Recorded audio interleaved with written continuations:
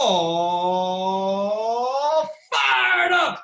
We're back, episode 3, stronger than ever. Got the squad with me as always. Let's start from the other side today.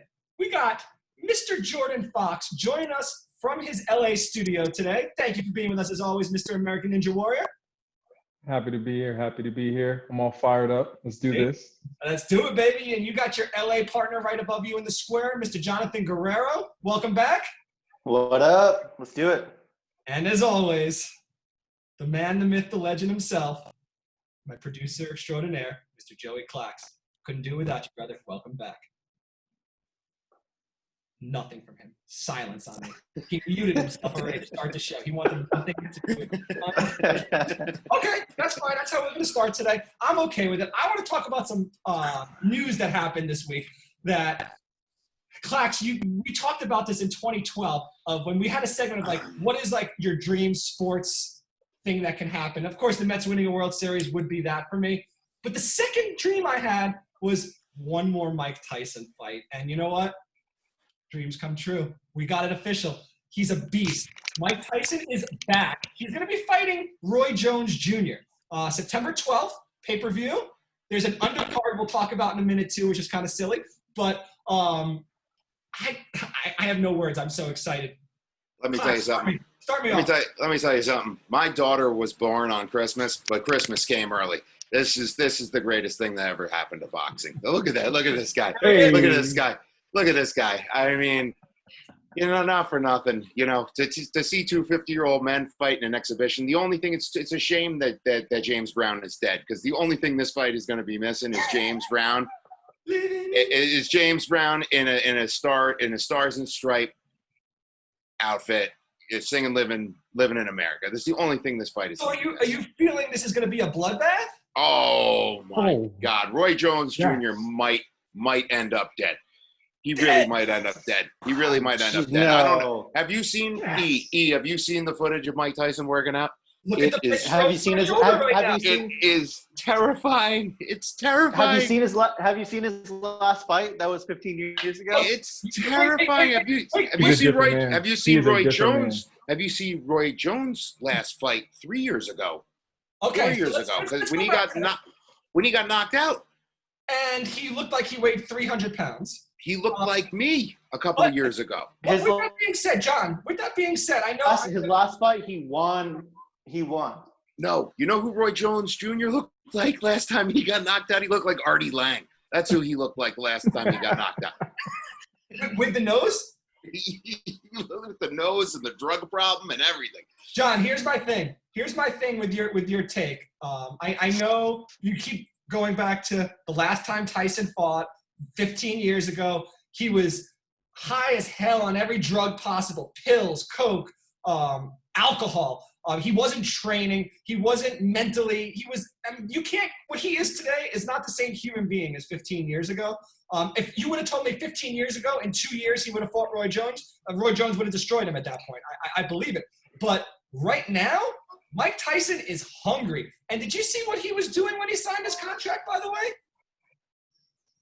He was smoking a doobie on Tyson Ranch, where he has his own cultivation, medical marijuana, recreational marijuana. He's mentally where he needs to be. As you can see by this picture by me, he's physically where he needs to be. And Roy Jones, he doesn't know what's coming. Check the score. We checked the first round scorecard. Pigeons, Mike Tyson 1, Roy Jones 0. Mike Tyson Tigers 1, Roy Jones 0. That's 2-0 Tyson in the first round. It's Muller's official score. Jonathan, what do you have to say to that? I think a lot of hyped Tyson fans are very disappointed during this fight. I think Mike Tyson has been out of the ring. Ring rust is a thing. Roy Jones Jr., besides what you think about when he got knocked out last, he won his last fight. So you can keep going back to that. I think Roy has to just avoid that left. And if he moves around enough, Mike Tyson is not doing the cardio. Wait, why is Roy just moving around? What year is this? Can Roy even move? Is this a David and Goliath match or something? Yeah, that's what I called himself David. We're gonna put money on this. We're not gonna put money. We're gonna put. Oh, I'm in, pal. All right, let's all do it. Jordan's in too. Me and Jordan got a pot going on this, pal. Let's do it. Jordan, what do you think about all this right now? Tyson in 2 rounds. Yeah, I'm in on that. I mean, I think Roy has a chance to, survive the first round, but after that, it's bad. It's very bad. I don't think either one of them can go more than 4 rounds without. It's going to be ugly if they go to last 4. But I think like Tyson is a beast, and also Roy Jones wasn't a heavyweight. Let's be real. He just got fat and right being a heavyweight. He's a cruiserweight traditionally. For speed. Was he known for speed? But what is he gonna get? Like, who knows what he's gonna? What I'm saying, in my opinion, is that he fought most recent, and ring rust is a thing. Okay, and I think that's gonna. 30 seconds he'll have ring rust, and then what happens when Mike Tyson gets inside on him? What is he gonna do? And Mike Tyson's gonna run at him. He's gonna run all time. You've been watching the training. He's ducking. He's doing what he used to do. He's watching. All right, we'll see, and we'll call back this episode, and we'll see. Oh, we're going to be talking about this every week until it happens. This is the greatest thing that's happened in sports in so long, I can't even tell you. But you know what? There was some other things in sports this week. And Klacks, we have to get back to this. I can't even right now. Baseball. Baseball's back. And, I didn't even know that was going to happen. But I'm pretty excited. I'm not going to lie. A 60-game season is actually pretty exciting. It makes me almost wish that when the season comes back next year, it's only like 100 games. It shouldn't even be a full 162. I like the sprint more than the marathon right now. Something that did change is the new playoff format, and they went from 10 to 16, and I think that's huge. I think it's a disadvantage for the good teams, the Yankees, the Dodgers, the Astros, teams like that. The first round, the way that the format is now, the first round for every team is going to be a best of 3. So the Dodgers or the Yankees could have 2 bad games. And all of a sudden, they're eliminated before they even get to the big dance. And I think that's not good for those type. And I think one of them is going to go down. I think one of these big market teams are going to go down because of the way this is set up. Because who knows if one of these second place teams. So what happens is it's first place and everyone gets home field. Second place automatically makes the playoffs, and then whoever the best team is of the 2 remaining in each league will make it. So that's how they came up with the 16. I personally like it. Jordan, what do you think? Well, I would say if we had 4 more teams to the playoffs, my Mariners might make it. So I like 16. I like to, extend that a little bit more. But you want 20 teams? I mean, we haven't made the playoffs in 18, going on possibly 19 years. I mean, he just wants to find a positive. Right. But I do like it, honestly, especially with the 60-game season. I think it'll be interesting next year to see how that goes. But with the 60-game season, I think it makes sense because, 60 teams to get a groove, some time to get some grooves. So I do like it. But moving forward after this year, I don't know. Who's the best player? That's where it kind of gets to. Who's the best player on the Mariners right now? See that he can't answer it. That's bad. That's bad. Your team is bad when you can't name who the best player is. Just like that. Just saying. Joey Klacks, what do you think? See, here's the problem. You nailed it on the head in the beginning, right? You're much more exciting this season. 60 games. You wish they narrowed it down to 100 games. Now all of a sudden, everybody gets a trophy. Oh, everybody gets a trophy. We have 16 teams in the playoffs. Now I have to suffer through 150, 160 games to see the fucking Orioles, get into the playoffs. That's a shame, bro. That's a shame.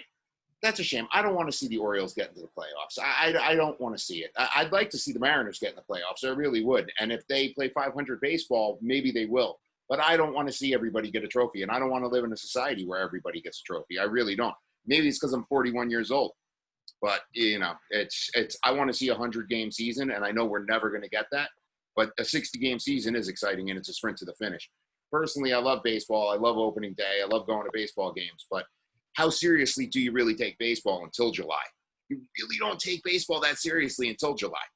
So that's my opinion on it. I'm not a fan. I liked it how it was. I don't think the second place team should automatically get into the playoffs. I've been following AL East baseball my entire life. It's do or die. Yeah, I'm a Yankee fan, but guess what? you know, And you 20 still have a chance as a second place team with the wild card anyway. So, I mean, if you are the best second place team, you make it anyway. So it's not like second place teams don't even make it. They still have a chance in the old format too. So I hear exactly. you. Jonathan, I got a question for you. So part of this as well, I want to get your opinion, is that for the first round, the home team has home field for all 3 games too. They really want to make the field advantage a little bit better. Yeah. Yeah. Boo. I understand the reasoning why the league and why the players wanted to do the expanded playoff. I don't like it. I really don't like it. Like, I mean, they got to get their money. More teams get more money, more games. They got their viewership. They lost a lot of money this season. I get that part of it, but the expanded playoff, I'm with Klacks on this. Like, it's BS to me. Like, I don't like. So the top teams go, and then it's the second best teams in there. But so it's kind of like going like football. Sorry, playoff. You may not have the best record, but you're still going to make it because you're second in your division. And I hate that. I hate that idea of it. And that to me was what made baseball special, is that you win all the games you can and the best teams go. And to me, this is just trying to, like we talked about the other week, like just trying to make it more friendly to regular viewers who are like, oh crap, let's watch all these teams try to make it. And to me, that's taken away from the sanctity of the sport. And I do not like it. I understand it. Thank you. I get it, but I do not like it. I have a counter to that. So, like, I kind of think about teams like, I don't know, maybe like last year. If we did this last year, teams like, well, the Mets would have made the playoffs. Teams like the Cubs would have made the playoffs. There's small market teams that are close to not making it, like the Rays a lot of times right now.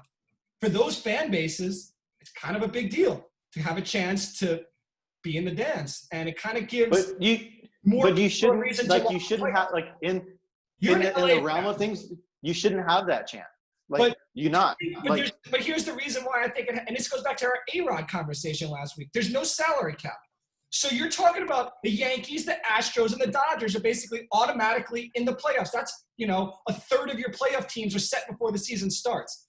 If you're doing 162 games, by June, more than half the teams are eliminated. What's the point of watching? So if you're not going to set a salary cap, you got to give more teams and more fans a chance to watch their teams have a chance. Think about basketball. Number 6 seeds beat number 3 seeds. It happens. 7s beat 2s once in a while. 8s once in a blue moon beat a 1. But these 6s, if you don't let them in, those fans would never see their team. And they're not going to win the championship necessarily, but you got to give people a chance, or set a salary cap and make it fair. Make another team like the Royals have the same chance as the Dodgers. We're just rolling towards NFL, and I don't agree with how the NFL does it. Great. Let me ask you this. When was the last time a 16 seed won the bracket in the Final Four? Even made it to the Final Four? Oh, that doesn't happen. Well, there you go. So does that mean they should just make the Sweet 16? I mean, they should make the March Madness only 16 teams? No, but that's college sports. But what are you bringing it up for then? There shouldn't be 16 teams in the playoffs. Okay, that's where you're going. All right, so here's the thing. Because this is professional sports. That's why, and we're dumbing it down. Okay, I see where you're going with that. We had some pretty interesting matchups for opening weekend. The big one was the actual first game, Washington, defending champions, versus Klacks' Bronx Bombers. I think there's some takeaways from this series. First one for me, Strasburg is out with a nerve injury in his pitching hand. 60-game season, that is huge. Huge. He could miss 2-3 weeks. That's a third of the season at least. And then just the Yankees, some great things they saw opening day. Stanton hit a bomb 459 feet. Judge swung the bat amazing. Cole looked like an ace on the mound. I don't know, Klacks. What are you thinking over there? I think it was a great opening day. I think, just like 2020 baseball is, the game was rained out and it ended a little prematurely, just like, it was kind of metaphorical to what the 2020 season looks like. But, The Yankees look great. The Nationals looked. You think the Nationals are a playoff team, Jonathan? You think they're going to make it? No comment from Jonathan. All right, he doesn't want to answer us, I guess. Jordan, what do you think? You think Nationals can at least get back to the playoffs this year and try to defend their title? Well, I mean, good thing there's 8 teams that have to make it, so I'm pretty confident they will. I don't think it's that hard anymore. That's true. That's true. Play above 500 baseball. I mean, is it really that hard anymore? Dumbing it down. That's what Klacks said. Go. There's some other interesting stories and some headline. And also, don't forget, Juan Soto's out with COVID as well, their best offensive player. So that's another huge – they lost their best pitcher and their best offensive player, their cleanup hitter. So I have my doubts about the Nationals, but we'll see what they can do. The Mets and Braves also in that division. The Braves, who I think are going to roll through the National League this year. That's my prediction up until maybe the Dodgers, and we'll see what happens with that. Played the Mets opening day. Mets looked really good. And then, of course, they came back today and looked like the Mets. So I'm not even going to get too excited, except for this guy, Yoenis Cespedes. He's back. And to me, 2 years, not playing, home run. The team, you could hear – another reason why I like this no crowd. He hit that home run, and you heard the whole dugout, like, gasp and go nuts while he was running around the bases. And that was awesome to me. But I'm not going to talk about the Mets anymore. I know you guys don't want to hear it. What about the Blue Jays? They don't have a home, or now they're going to be in Buffalo. Jonathan, what do you think about that? Pittsburgh said, no, we don't want you. I think I like the tweet, or somebody said that, like, maybe we should make it an American name, so, like, make it a racist name so you'll accept us in America. Like, something about that was really funny. But, no, Buffalo is not going to work. Like, I don't know if you've ever been to Buffalo. I have once. I do not want to go back. My fiance is from there. She never wants to go back. And I can't imagine I don't think Buffalo, I mean, hopefully it works for them. I mean, they have a decent squad. I hope it works, but it sucks that they can't find something. They got to go probably maybe to like Tennessee. I think I heard Tennessee in the talks. Like What's the difference? I don't think, Why I mean, Buffalo. But once it gets to these coming months, Buffalo's weather is not great, and it's not ideal for baseball unless it's a dome. I don't know the stadium situation in Buffalo. Not a dome. But Triple A baseball stadium. Then yeah, that's probably not ideal. I think they got to go. They got to move inland, and hopefully they figure it out.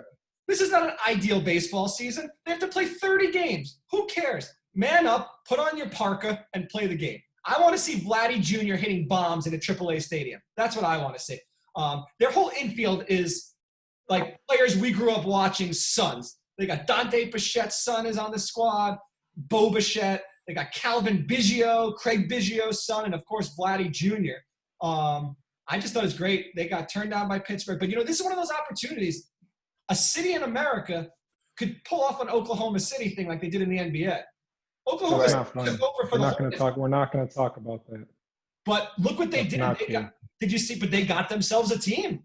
That city got themselves a team because they came through when they needed a city to host them for 2 years. So it's one of those things. Some other big stories yesterday. Klacks, what do you think of Shane, don't call me Justin Bieber? Biebs? Little Biebs? I'll tell you, what do I think of Biebs, dude? Is 14 strikeouts, 1 walk, and 4 hits.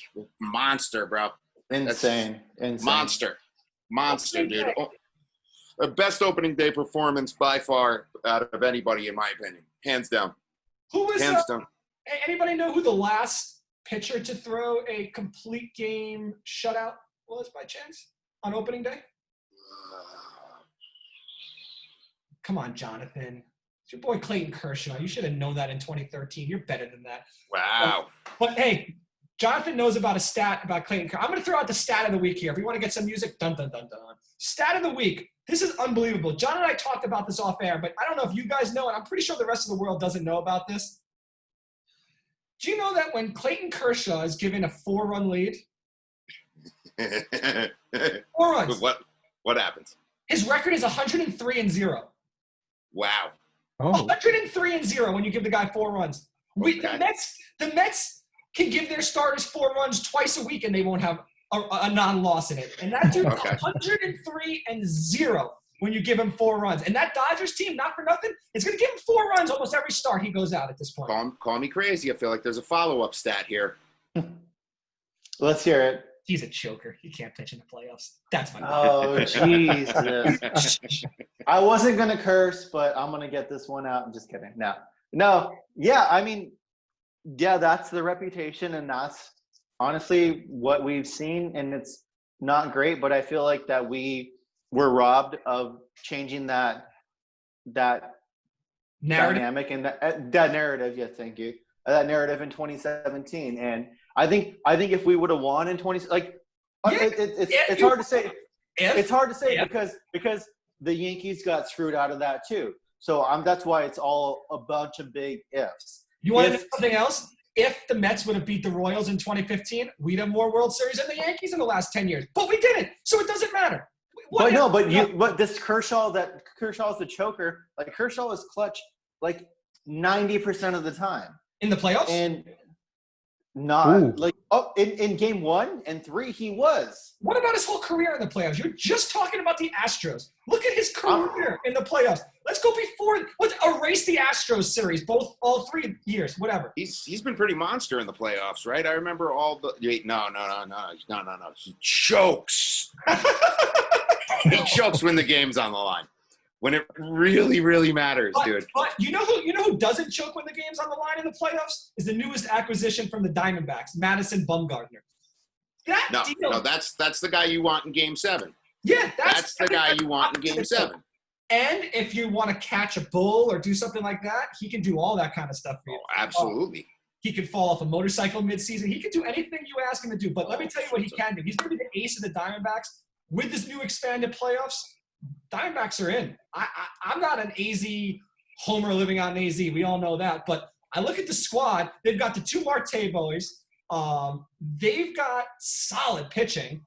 The bullpen's decent. And you know what? Like I said, when you have an ace at the top in the playoffs, that's all you need. If it's Dodgers Diamondbacks in that first round and Bumgarner versus Kershaw and all of it, or Bumgarner beats Buehler somehow, say the first game, then all of a sudden Kershaw's got to come in game 2 and get that win or they're eliminated. I mean, that's crazy. It'll be crazy because then the Reds and the Orioles will play, and then the winner will play the winner of that, and it'll be crazy. I agree with Klacks on that part, but yeah, the first part of you guys, we'll see what happens.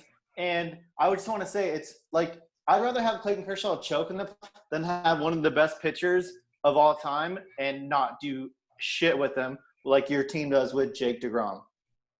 Oh, I mean, I'm not debating any of that. I mean, I wish Jacob DeGrom got more run support. He did win a Cy Young with, I think, 11 wins. Yeah, all the Cy Youngs, and how many playoff appearances? 1. Okay, I'll take my chokes. I'll take my chokes. And DeGrom does have the same amount of rings as the Dodgers. 0. It doesn't really matter, does it? What is your debate? Did the Mets suck? Yeah, I'll be the first one to tell you the Mets suck. They've sucked since 1986. 88, they had a good run. 2000, the Yankees depressed us. 2008, Beltran left his bat on his shoulder. Andy Chavez made the catch. And other than that, we got nothing. A fluke run in 2015. You want to compare yourself to the Mets? That's sad as a Dodgers fan. I'm not comparing. I'm just saying sad. I'd rather go to the ball than rather not be invited. Like I said. I don't want to lose. You forgot to mention Daniel Murphy. You guys liked him a lot. We liked him. He had a nice playoff run, and then he said deuces. You know who the Diamondbacks this weekend, they play the Padres, who's another team I think could be a sleeper team. Padres are a sleeper. I like the Padres. Padres got a decent team. We didn't mention last week when we were talking Manny about Machado sleeping on that roster. John hates him. I didn't like his demeanor when he was in LA. Like sometimes he can be a bit dirty, and I don't think that doesn't vibe with our dugout at all. I think he's a great player. He's one of the best third basemen of all fucking time. Dugout? Do you remember that guy Chase Utley? Oh, I'm sorry. Dirty slide that broke someone's leg. God, to change the rules. Yeah, you don't like dirty players. Sure. Yeah, Yasiel Puig wasn't dirty. No, he was clean. Get out of here. Get out of here. And I'll admit Chase Utley was – I like Chase. I'm not going to deny that. I'm sorry he broke your guy's leg. But whatever. Gotta Yasiel suck Puig he didn't vibe with the clubhouse, and that's why he's not there anymore. Do you think his vibe was more like, I'm about to get $300 million and you suckers aren't? I mean, that's kind of what I'm thinking. He was just like, let's just get through the season so I can get my $300 million. And Yasiel? no, I'm talking about Machado. Oh, no, Machado. Yeah, we weren't going to pay him because we have Justin Turner still at third base, and we have guys that we can rotate. He's way better than Manny Machado. No, I'm not saying he's not, but we're not going to – I'm glad we waited to throw out that contract for Mookie. I wouldn't want that contract. I wouldn't want Machado's contract. I'm very pleased with Mookie's contract. No, the floor is yours. Tell me about Mookie. I've been waiting this whole episode for you to bring up Mookie. Please, go tell me about Mookie. Did Mookie get a contract? He got a little bit of a contract, I think. You guys might have heard.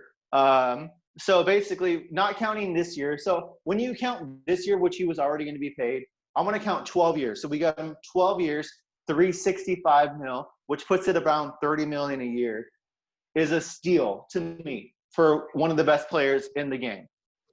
We don't sign big contracts in the league, and I understand it's a lot overall, but we're paying for his prime years.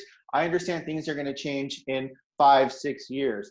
But like you're not getting star players for cheap these days. Bryce Harper, Manny Machado, Garrett Cole. You're not getting them to sign short-term contracts. So we got Mookie, and we're going to pay for him till hopefully he retires. No. You're paying him until he's fighting Mike Tyson, and he's 50-something. I read today. They're paying him until he's 50-something. Mookie Betts is a great player. John, I got a quick question for you. They did this study. Do you know what the 4-year age is, the range for what a Major League Baseball player's prime is?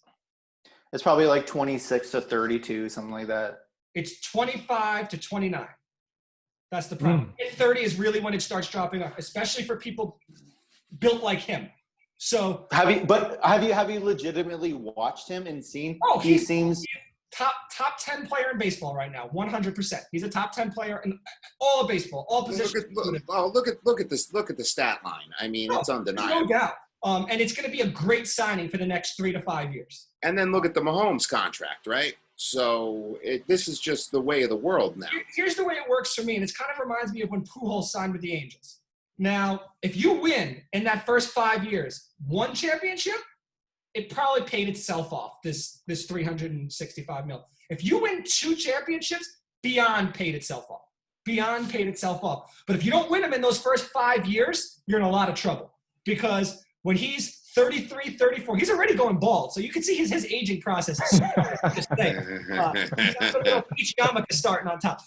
So he's not someone who's like a slugger who's going to be 37, 38 and still pounding home runs. Not the way he's built at 5'9" with speed. So what's going to happen to him at 33, 34, 35, 36, 37, 38, 39, all those years when you're paying him $30 million? Like I said, that's what I'm saying. Like we're banking on most teams, when they pay people that much money, they're banking on these prime years that we're going to bring rings in. And that's what we have to do. That's what most teams have. If you're going to sign a high caliber talent like that, you have to put that risk in. And I'm glad the Dodgers finally did it. I'm so happy with it. Like it couldn't happen to better once. And then now because we have his contract now. That's my question. That's my question to you now. So you know what's coming. So now you gave this guy $300 million. Now